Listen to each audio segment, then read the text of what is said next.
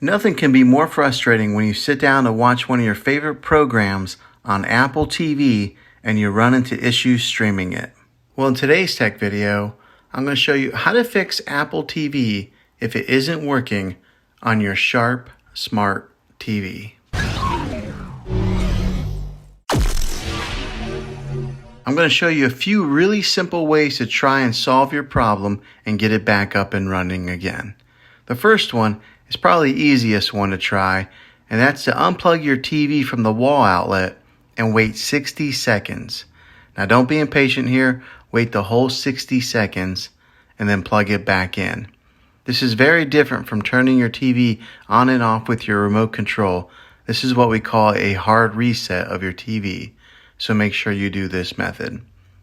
If that doesn't work, then find your router that is giving you Wi-Fi and unplug the power to that for 60 seconds. Then plug it back in. If it fixes it, great. If not, let's move on to the next method. Try deleting the Apple TV app off of your TV. Go to wherever your apps are located on your system and remove the app altogether. Then reinstall the Apple TV app again. After you reinstall it, you might have to log back in with some of your credentials, but hopefully this will work.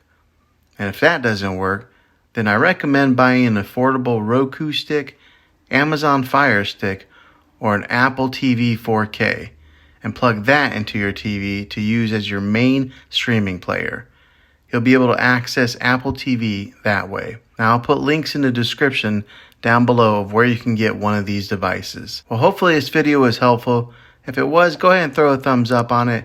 Go ahead and subscribe to my channel. I make tech videos all the time, and I would love to have you back in the next one. Take care.